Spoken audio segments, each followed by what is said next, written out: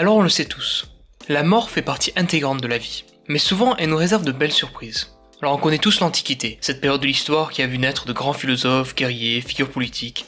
Mais on va voir si tu connais les 8 morts les plus insolites de cette période.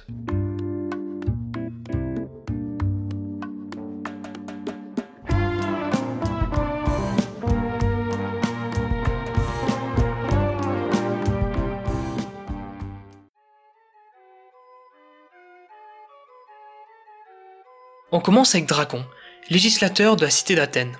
Il a réussi l'immense tâche de remplacer le système de loi orale de la cité par les toutes premières lois écrites. Fier de sa création, et n'hésitant pas au passage de les afficher dans tous les lieux publics, il s'assure que personne ne puisse les ignorer. Sa sévérité est légendaire, et on la retrouve à travers ses lois, parmi lesquelles il est écrit que le moindre vol serait puni de mort. D'ailleurs, la sévérité de ces mesures donne naissance à l'expression de mesures draconiennes.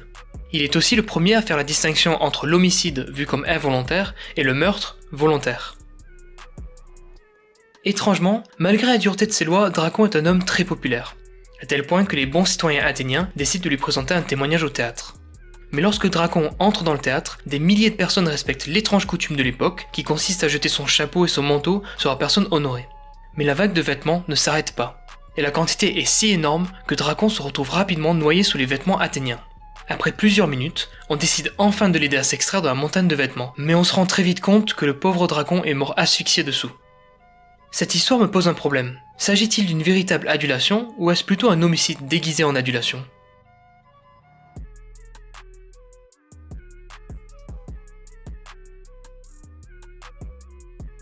Législateur de la cité de Catane en Sicile, Charondas s'aperçoit que les réunions publiques de la cité se déroulent toujours sous la violence et arrivent très souvent au bain de sang. Il décide alors de promulguer une loi que quiconque y viendrait avec une arme serait exécuté sur le champ. Cette nouvelle loi parvient rapidement à apaiser les tensions et les réunions peuvent enfin se dérouler dans la paix. Mais un jour, en revenant d'une partie de chasse avec son arme à la ceinture, Charondas est convoqué tout à coup à une réunion publique. Le seul problème, c'est qu'il oublie de se débarrasser de son épée, erreur qu'on lui fait remarquer après avoir rejoint la réunion. Il vient d'enfreindre sa propre loi. Pris dans son propre piège, Charondas n'est pas le genre de citoyen à remettre en question la justice.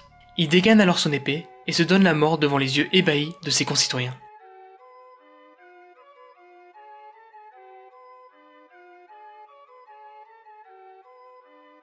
Double tenant du titre olympique de Pancrace. Ah oui, pour ceux qui ne connaissent pas, c'est un sport de combat entre la boxe et la lutte où quasiment toutes les techniques sont permises. Arachian est le champion le plus célèbre de son époque. Cherchant à renouveler sa gloire, Arachian remet son titre en jeu lors de la 54e édition des Jeux Olympiques. Mais lors du combat final, il est pris à la gorge par son adversaire. Malgré plusieurs tentatives, il n'arrive pas à s'en dégager, et comprend que s'il ne lève pas la main en signe d'abandon, il allait mourir. Mais Arachian veut la victoire à tout prix, et parvient à casser l'un des orteils de son adversaire, qui s'effondre de douleur et fait signe de défaite. Fou de joie, sous les acclamations des spectateurs, Arachian se précipite pour se dégager de la prise de son adversaire. Mais il le fait si brusquement qu'un fou mouvement lui brise le cou. Vu que son adversaire avait concédé la défaite avant ce tragique accident, on proclame Arachian vainqueur et on couronne son cadavre.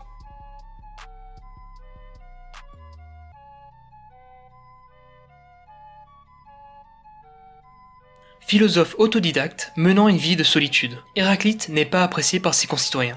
Il faut dire qu'en émettant une philosophie vue comme énigmatique et paradoxale, on le surnomme l'obscur ou même le philosophe pleureur. Mais sa vie de philosophe est interrompue par une maladie que les médecins sont incapables de traiter. Habitué à prendre en main ses propres problèmes, Héraclite prend l'initiative de s'enduire de fumier de vache et de s'exposer une journée entière au soleil. Cette idée, qu'on ne va pas qualifier comme révolutionnaire, fait qu'Héraclite se retrouve coincé sous une couche de fumier totalement asséchée. Incapable de s'en dégager, il est vulnérable et devient une proie facile pour la meute de chiens affamés qui traînent dans les parages.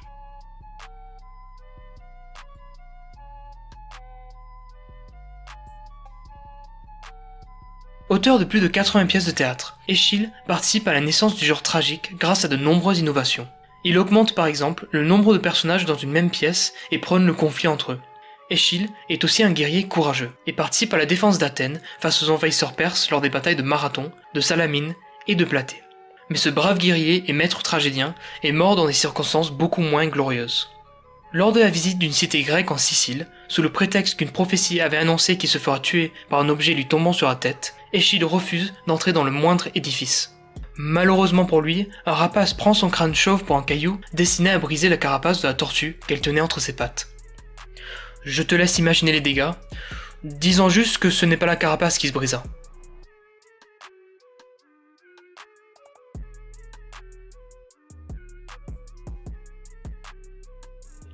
Philosophe, poète, ingénieur et médecin, Empédocle est surtout connu pour sa philosophie sur l'origine et le développement de la vie. Sa capacité oratoire, sa connaissance de la nature et du traitement des maladies lui permettent de forger une solide réputation à travers toutes les cités grecques. Passant souvent pour un magicien ou un mystique, à l'âge de 60 ans, il a l'idée surprenante de se jeter dans un volcan actif pour prouver son immortalité à ses disciples. Empédocle pense que le feu purificateur du mont Etna lui fera devenir un dieu. Beaucoup trop sûr de lui, sous les yeux ébahis de ses concitoyens, il leur confie une de ses sandales, proclamant qu'il la récupérera à son retour.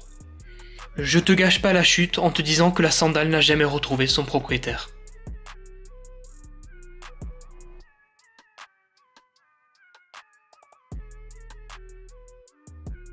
L'un des pères fondateurs du stoïcisme, Chrysippe écrit plus de 700 livres, dont 217 nous sont parvenus. Mais son humour est encore plus profond que sa pensée philosophique. À l'âge de 73 ans, pris d'un fou rire en regardant un âne manger des figues, il aurait dit à la vieille femme qui possédait l'âne « Donne maintenant à cet âne un peu de vin pur pour faire passer les figues ». Trouvant l'absurdité de la scène tellement hilarante, Chrysippe serait littéralement mort de rire.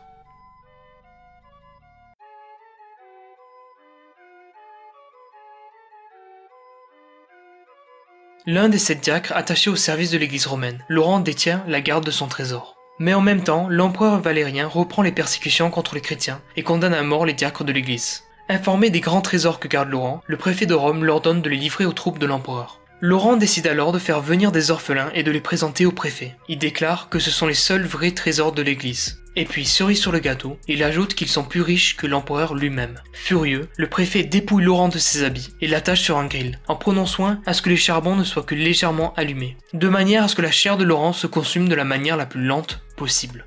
D'après la légende, lors de son agonie, Laurent aurait lancé à son bourreau « Voici, ce côté est maintenant bien rôti, retourne-moi pour que l'autre cuise aussi ». Ces paroles expliquent sûrement pourquoi la tradition populaire foire de Laurent, le saint patron des cuisiniers et des rôtisseurs. Voilà, c'est déjà la fin de la vidéo. Maintenant, la question que je me pose, c'est selon toi, laquelle de ces morts est la plus insolite?